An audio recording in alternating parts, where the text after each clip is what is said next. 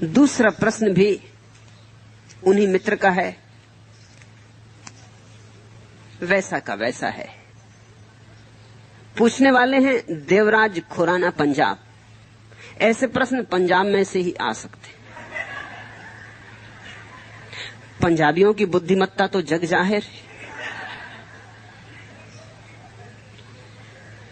दूसरा प्रश्न, नानक अपने को प्रभु का दास कहते थे, कबीर भी प्रभु के भक्त थे, बुद्ध और महावीर ने भी कभी भगवान होने का दावा नहीं किया, यीशु मसीह ने भी अपने को ईश्वर का इकलौता बेटा कहा था, आप भी उन्हीं की तरह एक पूर्ण संत हैं, फिर आप अपने को भगवान क्यों कहते हैं? भगवान तो वह है जो सबको पैदा कर रहा है, क्या आप सबको पैदा कर रहे हैं? देखा, इसलिए मैंने कहा कि ऐसा प्रश्न पंजाब से ही आ सकता।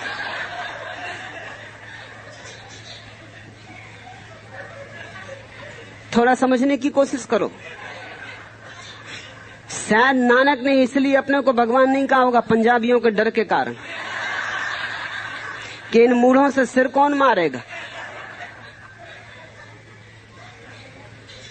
जरा नानक पे दया करो। नानक कोई भले आदमियों के बीच में नहीं थे, झगड़ा फसाद खड़ा हो जाए, लठ निकल आए। नानक अपने को नहीं कहा कि मैं भगवान हूं। इसका यह अर्थ नहीं कि नानक ने नहीं जाना कि मैं भगवान हूं। नानक ने जाना, खूब जाना। उसी जान के तो वे नानक हुए, उसी को जान के तो वे गुरु हुए। गुरु का अर्थ क्या होता है? जिसने अनुभव कर लिया कि मैं भगवान के साथ एक हूं। जिसने अनुभव कर लिया वही तो तुम्हें अनुभव करवा सकता है उस एकता का। लेकिन कहा नहीं कि मैं भगवान हूं, ये दुर्दिन की बात है। कहा नहीं, सुनने वालों का ख्याल रखा होगा, उनकी जड़ता को देखा होगा। लेकिन कृष्ण ने तो कहा कि मैं भगवान हूं। क्यों कृष्ण कह सके? कारण था सुनने वाला अर्जुन एक सुसंस्कृत प्रतिभा, एक मेधावी व्यक्ति जो समझ सकेगा। गंवारों से नहीं बोल रहे थे। गीता की जो ऊंचाइयां हैं वो इसीलिए कि जिससे बोल रहे थे वो एक समझने वाला मित्र था, समझने के लिए चेष्टा कर रहा था, सहानुभूतिपूर्ण था। नानक भीड़ भाड़ में घूम रहे थे, गांव गांव घूम रहे थे, लोगों से बोल रहे थे। मैं भी कोई 15 वर्षों तक गांव गांव घूमा, उसमें पंजाब भी मेरा हिस्सा था घूमने का। पंजाब में काफी गया हूं।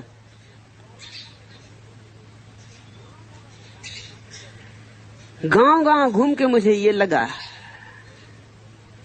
कि जिस तरह के लोगों से बोलना हो उस तरह से बोलना पड़ता है, समझौते करने पड़ते हैं। इसलिए मैंने जाना बंद कर दिया। अब मुझे जो बोलना है वो बोलूंगा, जिससे सुनने आना है उसे आना चाहिए। समझौता उसे करना हो तो कर ले, अब मैं समझौता नहीं करूंगा।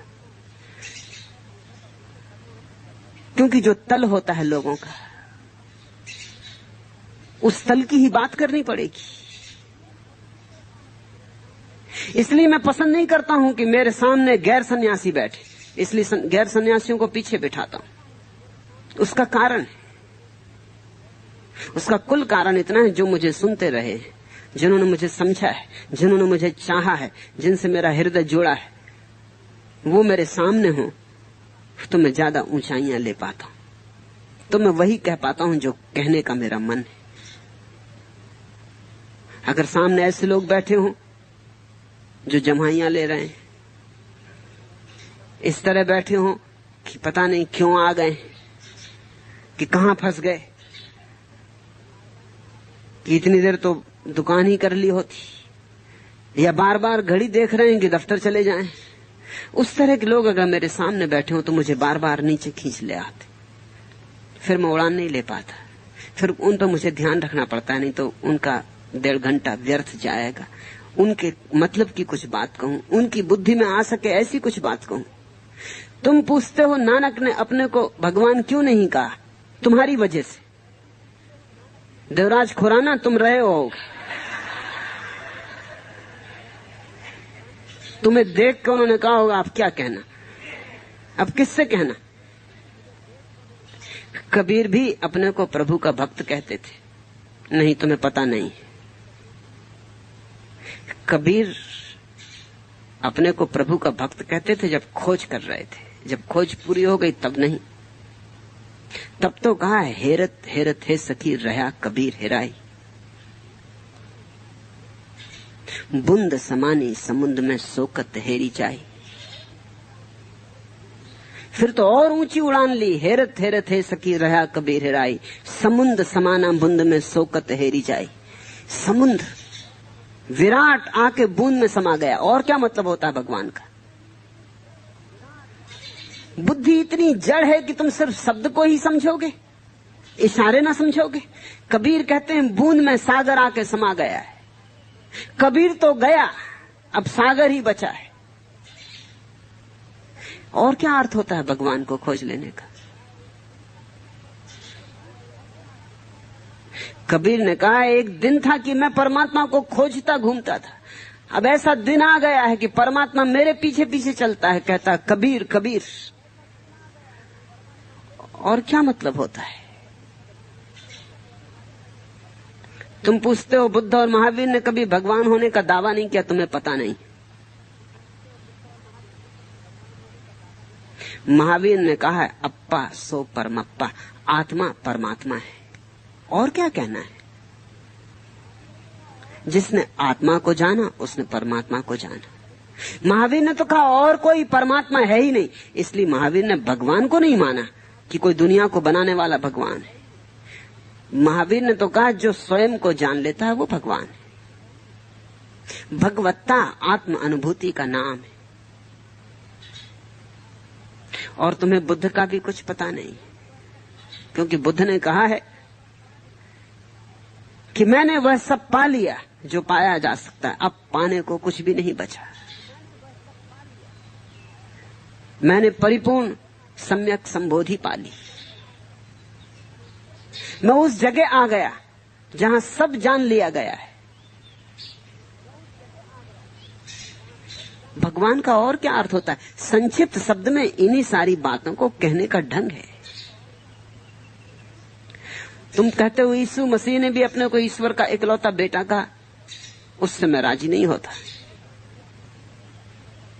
इकलौता बेटा कहना गलत बात है, क्योंकि फिर तुम किसके बेटे हो? नाजायज। अगर जीसस ईश्वर के इकलौते बेटे हैं तो तुम किसके बेटे हो? वो तो बात गलत है, उससे मैं राजी नहीं। वो तो उन्होंने गलत बात कही, उससे तुम भी राजी मत होना, क्योंकि उसका मतलब ये होता है कि जीसस भर उनके बेटे हैं और तुम। मैं कहता हूं तुम सब उसके बेटे हो, लेकिन बेटे में थोड़ा फासला रह जाता है। उतना फासला भी क्यों रखना? बेटा बाप नहीं है, फासला है। इतना फासला भी क्यों बचाना चाहते हो? तुम उस परम सोच के साथ एक क्यों नहीं होना चाहते? जीसस को भी कहने का कारण था, इतना फासला बना के रखा था यहूदियों की वजह से। यहूदी तो ये भी बर्दाश्त नहीं कर सके कि जीसस ईश्वर के बेटे ईश्वर हैं, ये तो कहने पर बिल्कुल बर्दाश्त नहीं कर सकते थे। ये लोगों की जड़ताओं के कारण इस तरह की बातें कहनी पड़ी। लेकिन बहुत जगह जीसस ने सूचना दे दी है अपने शिष्यों को कि मेरा पिता और मैं एक हैं।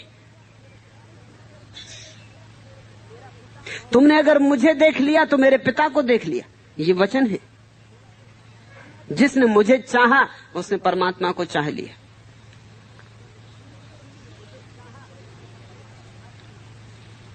लेकिन इकलौता बेटा शब्द मुझे पसंद नहीं है, वो जीसस ने कहा भी नहीं, ईसाइयों ने गढ़ा है।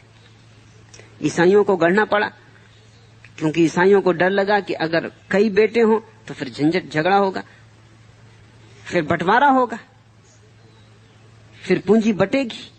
और ईसाइयों का दिल है कि सारी दुनिया ईसाई हो जाए। अगर कृष्ण भी ईश्वर के बेटे हैं और बुद्ध भी और महावीर भी और मोहम्मद भी, तो फिर झंझट होगी, फिर ये जमीन बटेगी। फिर तुम ये नहीं कह सकते कि सारी जमीन ईसाइयत हो जाए। फिर हिंदू भी रहेंगे, मुसलमान भी रहेंगे, बौद्ध भी रहेंगे, इनको इंकार करने के लिए ईसाइयों ने यह कहानी गढ़ी कि ईश्वर का इकलौता बेटा। इस तरह की कहानियां सभी धर्मों ने गढ़ी, वो मनुष्य के ओछेपन से पैदा होती। जैसे हिंदू कहते हैं ईश्वर ने बस एक ही किताब लिखी, वेद, वो भी वही की वही बात है, ताकि बाइबल गलत हो जाए, कुरान गलत हो जाए, धम्मपद गलत हो जाए। वही की वही तरकीब है। ईश्वर का बेटा एक ही है, ताकि बाकी सब बेटे नाजायज हो गए। ये तरकीबें चालबाजियां हैं, इनसे सावधान हो जाओ।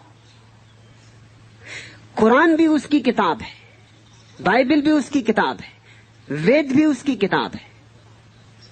असल में तो जब भी सत्य उतरेगा उसी का होगा, किस और का हो सकता है। और कृष्ण भी उसी के बेटे, और बुद्ध भी, और कृष्ण और बुद्ध और क्राइस्ट ही नहीं, तुम भी उसी के बेटे हो, उसी की बेटी हो, क्योंकि और कहां से आओगे, वही मूल स्रोत है।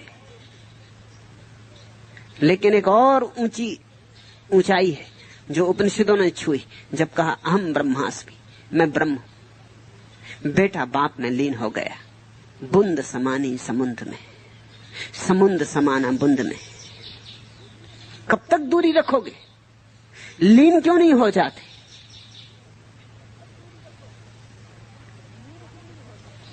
यीशु मसीह ने भी अपने को ईश्वर का इकलौता बेटा कहा था।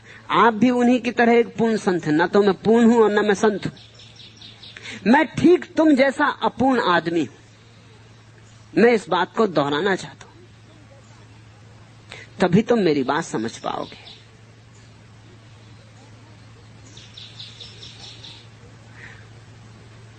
पूर्ण हूं, संत हूं, बस तुमने दूर करना शुरू किया। तुमने कहा हम हैं, आप हैं।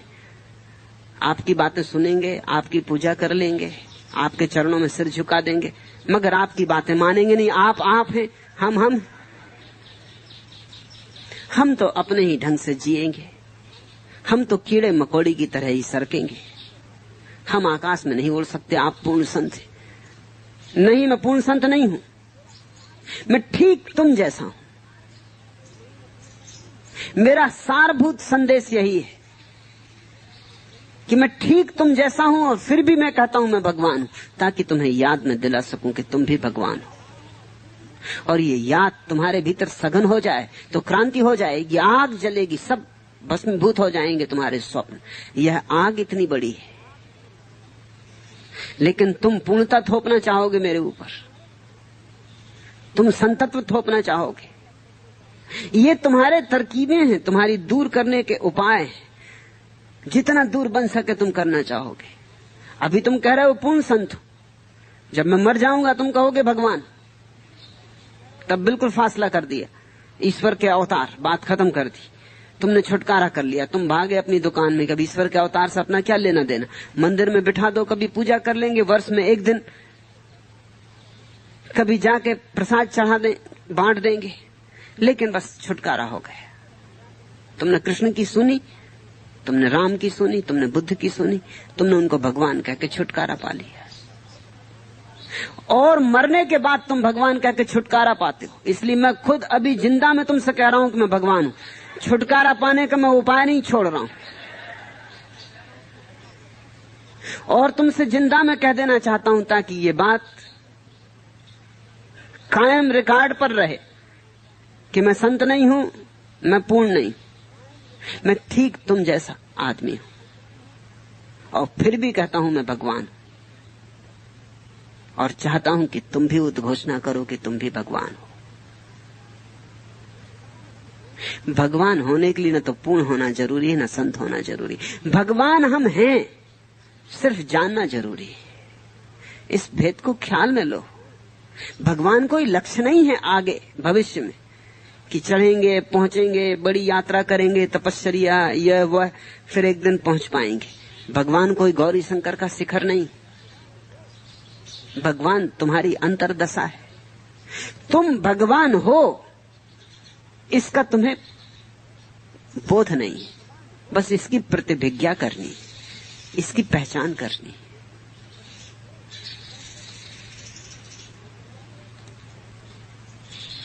मंजिलों के करीब होकर भी